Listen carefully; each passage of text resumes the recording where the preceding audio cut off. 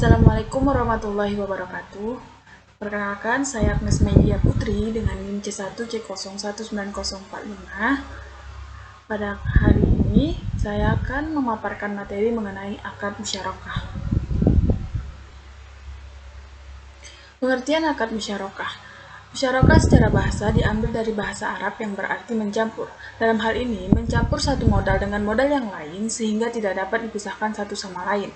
Kata syirkah dalam bahasa Arab berasal dari kata syarika fi'il madhi yashruku fi'il mudhari syarikan atau syirkatan atau syarikatan masdar atau kata dasar artinya menjadi sekutu atau syarikat. Berdasarkan Kamus Al-Munawwar, menurut arti asli bahasa Arab, syirkah berarti mencampurkan dua bagian atau lebih sehingga tidak boleh dibedakan lagi satu bagian dengan bagian lainnya. Berdasarkan pernyataan Standar Akuntansi Keuangan nomor 106, al-musyarakah adalah akad kerjasama antara dua pihak atau lebih untuk suatu usaha tertentu dengan kondisi masing-masing pihak memberikan kontribusi dana dengan ketentuan bahwa keuntungan dibagi berdasarkan kesepakatan, sedangkan kerugian berdasarkan porsi kontribusi dana. Selanjutnya mengenai jenis akad musyarakah. Yang pertama, musyarakah hak milik atau syirkatul amlak. Musyarakah hak milik adalah persekutuan antara dua orang atau lebih dalam kepemilikan salah satu barang dengan salah satu sebab kepemilikan seperti jual beli, hibah, dan warisan, atau kondisi lainnya yang mengakibatkan kepemilikan satu aset oleh dua orang atau lebih. Kemudian yang kedua yaitu musyarakah akad. Musyarakah akad adalah akad kerjasama dua orang atau lebih yang bersekutu dalam modal atau keuntungan berdasarkan perbedaan peran dan tanggung jawab para mitra yang terlibat. Musyarakah akad dapat diklasifikasikan. Yang pertama ada musyarakah al-iman, yang kedua musyarakah abdan atau syirkah amal, yang ketiga musyarakah wujuh, yang keempat musyarakah mufawaddah. Selanjutnya mengenai dasar syariah akad musyarakah. Mengenai landasan hukum musyarakah antara lain firman Allah Subhanahu wa taala surat An-Nisa ayat 12 dan surat As-Sad ayat 24 artinya, dan jika saudara-saudara itu lebih dua orang maka mereka bersyarikat pada yang sepertiga itu.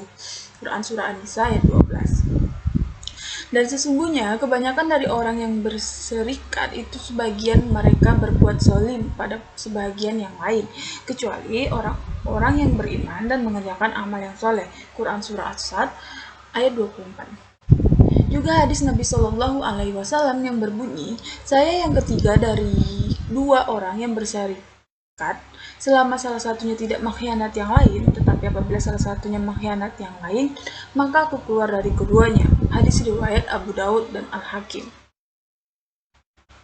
Selanjutnya yaitu penetapan akad nisbah dalam musyarakah. Yang pertama, keuntungan atau pendapatan musyarakah dibagi di antara mitra musyarakah berdasarkan kesepakatan awal, sedangkan kerugian musyarakah dibagi di antara mitra musyarakah secara proporsional berdasarkan modal yang disetorkan. Yang kedua, laba diakui sebagai bagian bank sesuai nisbah yang disepakati. Yang ketiga, rugi diakui secara proporsional sesuai dengan kontribusi modal. Yang keempat, apabila musyarakah permanen melewati satu periode pelaporan, yang A. Laba diakui sesuai nisbah yang disepakati pada periode berjalan. B. Rugi diakui pada periode terjadinya kerugian dan mengurangi pembiayaan musyarakah. Kemudian yang kelima, apabila musyarakah menurun melewati satu periode pelaporan terdapat pengembalian sebagian atau seluruh modal. A. Laba diakui sesuai nisbah saat terjadinya. B. Rugi diakui secara proporsional sesuai kontribusi modal dengan mengurangi pembiayaan musyarakah saat terjadinya. Kemudian yang keenam, pada saat diakhiri, laba yang belum diterima dari mitra musyarakah. A. Pada musyarakah performing, laba diakui sebagai piutang kepada mitra. B. Pada musyarakah non-performing, laba tidak diakui tapi diungkapkan dalam catatan laporan keuangan. Kemudian yang ketujuh, apabila terjadi kerugian dalam musyarakah akibat kelalaian atau penyimpangan mitra musyarakah, mitra yang melakukan kelalaian tersebut menanggung beban kerugian itu. Kemudian yang ke-8, rugi seperti tersebut dalam butir 7 diperhitungkan sebagai pengurang modal mitra, kecuali mitra mengganti dengan dana baru. Kemudian yang 9, Apabila terjadi kerugian bank yang lebih tinggi dari modal mitra yang ada, maka bank mengakui sebagai piutang musyarakah jatuh tempo. Perlakuan akuntansi berdasarkan PSAK 106. PSAK nomor 106 tentang akuntansi musyarakah pedoman akuntansi untuk musyarakah menurut pernyataan standar akuntansi keuangan PSAK nomor 106 meliputi yang A. Karakteristik pembiayaan musyarakah. Pertama, para mitra atau syarik bersama-sama menyediakan dana untuk mendanai suatu usaha tertentu dalam musyarakah, baik usaha yang sudah berjalan maupun yang baru. Investasi musyarakah dapat diberikan dalam bentuk kas, setara kas, atau aset non-kas, termasuk aset tidak berwujud seperti lisensi dan hak paten. Yang ketiga, karena setiap mitra tidak dapat menjamin dana mitra lainnya, maka setiap mitra dapat meminta mitra lainnya untuk menyediakan jaminan atas kelalaian atau kesalahan yang disengaja. Keempat, jika tidak terdapat kesepakatan antara pihak yang bersengketa, maka kesalahan yang disengaja harus dibuktikan berdasarkan keputusan institusi yang berwenang. Kemudian yang kelima, pendapatan usaha musyarakah dibagi di antara para mitra secara proporsional sesuai dengan dana yang disetorkan, baik berupa kas maupun aset non-kas lainnya, atau sesuai nisbah yang disepakati oleh para mitra. Sedangkan rugi dibebankan secara proporsional sesuai dana yang disetorkan, baik berupa kas maupun aset non-kas lainnya. Yang keenam, jika salah satu mitra memberikan kontribusi atau nilai lebih dari mitra lainnya dalam akad musyarakah, maka mitra tersebut dapat memperoleh keuntungan lebih besar untuk dirinya. Yang ketujuh, porsi jumlah bagi hasil untuk para mitra ditentukan berdasarkan nisbah yang disepakati dari pendapatan usaha yang diperoleh selama periode akad, bukan dari jumlah investasi yang disalurkan. Kemudian yang kedelapan, pengelola musyarakah mengadministrasikan transaksi usaha yang terkait dengan investasi musyarakah yang dikelola dalam pembukuan sendiri. Baik, selanjutnya yaitu yang B, pengakuan dan pengukuran pembiayaan musyarakah. Yang pertama, pengakuan pembiayaan musyarakah adalah investasi musyarakah diakui pada saat pembayaran kas atau penyerahan aset non-kas kepada mitra aktif musyarakah. Kemudian yang kedua, pengukuran pembiayaan musyarakah. A. Aset musyarakah dalam bentuk kas dinilai sebesar jumlah yang dibayarkan aset musyarakah non-kas. Diukur sebesar nilai wajar, dan jika terdapat selisih antara nilai wajar dan nilai tercatat aset non-kas, maka selisih tersebut diakui sebagai keuntungan, tangguhan, dan diamortisasi selama masa akad, atau kerugian pada saat terjadinya. Kemudian selanjutnya, investasi musyarakah non-kas yang diukur dengan nilai wajar aset yang diserahkan akan berkurang nilainya sebesar beban penyusutan atas aset yang diserahkan, dikurangi dengan amortisasi keuntungan tangguhan. Selanjutnya, biaya yang terjadi akibat akad musyarakah, misalnya biaya studi kelayakan, tidak dapat diakui sebagai bagian investasi musyarakah kecuali ada persetujuan dari seluruh mitra musyarakah. Yang C, penyajian dan pengungkapan pembiayaan musyarakah. Yang pertama, penyajian pembiayaan musyarakah mitra aktif menyajikan hal-hal yang terkait dengan usaha musyarakah dalam laporan keuangan. Maksudnya adalah pencatatan pembiayaan musyarakah dalam laporan keuangan dicatat secara rinci terkait dengan usaha musyarakah. Yang kedua, pengungkapan pembiayaan musyarakah. A. Mitra mengungkapkan hal-hal yang terkait transaksi musyarakah tetapi tidak terbatas pada isi kesepakatan utama usaha musyarakah seperti porsi penyertaan, pembagian hasil usaha, aktivitas usaha musyarakah, dan lain-lain. Kemudian pengelola usaha jika tidak ada mitra aktif. Kemudian yang B, pengungkapan yang diperlukan sesuai pernyataan standar akuntansi keuangan nomor 101 tentang penyajian laporan keuangan syariah. Baiklah, selanjutnya yaitu ilustrasi kasus akad musyarakah. Transaksi pembiayaan musyarakah menurun. Kasus bermasalah. Info singkat pembiayaan masyarakat menurun. Besarnya investasi bank Rp 1 juta. Besarnya investasi nasabah Rp 500.000. Angsuran pokok dibayarkan 10 kali dalam setiap bulan 100.000. Bagi hasil ditentukan berdasarkan nisbah dari proyeksi profit. Proyeksi profit Rp 20.000 per bulan. Nisbah kesepakatan nasabah adalah 40/60 atau bank diproyeksikan mendapatkan Rp 12.000 per bulan. Pencairan dilakukan 10 Januari 2015, angsuran pokok dan bagi hasil dijadwalkan dibayar setiap tanggal 10, yaitu tanggal 10 Februari 2015 sampai dengan November 2015. Jurnal saat pencairan misalkan pada tanggal 10 Januari 2015, bank melakukan pencairan rekening nasabah, maka jurnal penerimaannya sebagai berikut. Itu pembiayaan masyarakat pada rekening nasabah sebesar 1 juta, pembiayaan masyarakat di debit 1 juta, rekening nasabah di kredit 1 juta rupiah. Kemudian yang kedua, jurnal penyisian saat akhir bulan 31 Januari 2015, bank melakukan penilaian atas kualitas aset karena baru cair dan status lancar, maka bank wajib membentuk cadangan sebesar 1%. Jurnalnya sebagai berikut. Biaya penyisian penghapusan pada debit 10.000, kemudian di kredit penyisian penghapusan 10.000. Keterangan 1% dikali 1 juta, makanya dapat 10.000.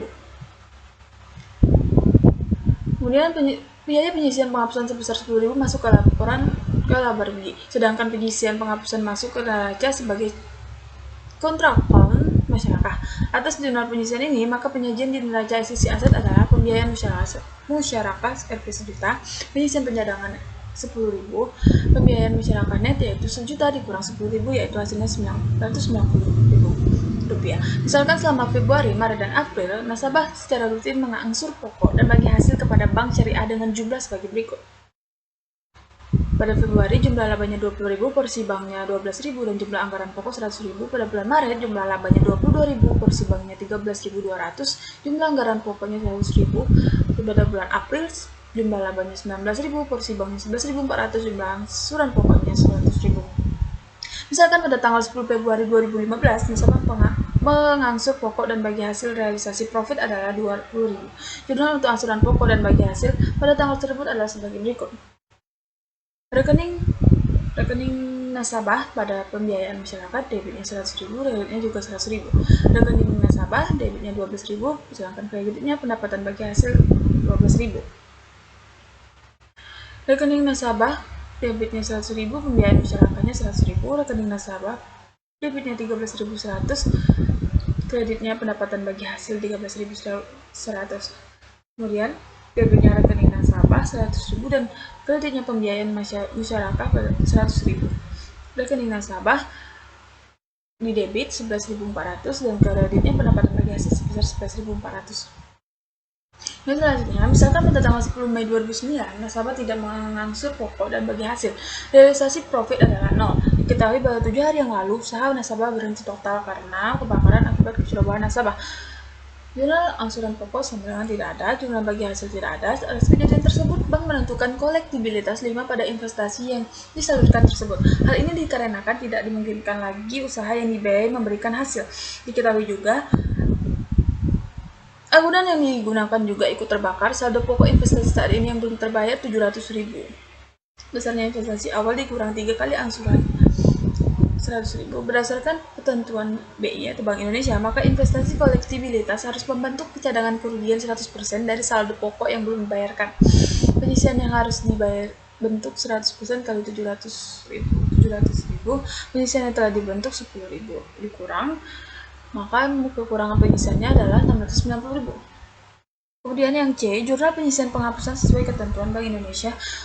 Kualitas investasi atau tingkat kolektibilitas ditentukan pada akhir bulan, maka pada tanggal 31 Mei 2015, bank mengakui adanya biaya penyisian penghapusan dengan jurnal sebagai berikut. Pada debit, biaya penyisian penghapusan sebesar 690.000 dan pada kredit penyisian penghapusan sebesar 690.000. Atas jumlah penyisian ini, maka penyajian di sisi neraca aset adalah pembiayaan masyarakat 700.000, pembiayaan penghapusan 700.000, pembiayaan masyarakat net adalah 0. Kemudian jurnal yang D, jurnal penghapusan bukuan sebagai perusahaan berbadan hukum. Bank melakukan penghapusan bukuan atas investasi ini sebagai prosedur. Misal, sesuai RUPS, disepakati bahwa hapus buku dilakukan 12 bulan kemudian setelah diajukan ke RUPS tahun buku 2015. Hapus buku dilakukan pada tanggal 31 Mei 2015, maka jurnal penghapusan pembiayaan masyarakat menurun adalah sebagai berikut. Pada debit penyisian penghapusan sebesar 700.000, pada kredit pembiayaan masyarakat sebesar 700.000. Yang E, jurnal penghapusan bukuan sebagai perusahaan berbadan hukum. Bank melakukan penghapusan bukuan atas investasi ini sesuai prosedur. Misal, melalui RUPS, disepakati hanya hapus buku dilakukan 12 bulan kemudian setelah diajukan ke RUPS tahun buku 2015. Hapus buku dilakukan pada tanggal 31 Mei 2016, maka jurnal penghapusan pembiayaan masyarakat menurun adalah sebagai berikut. Pada debit, rekening nasabah sebesar 300.000, pada kredit pembiayaan masyarakat sebesar 300.000. Baiklah, sekian pemaparan materi dari saya. Saya akhiri. Wassalamualaikum warahmatullahi wabarakatuh.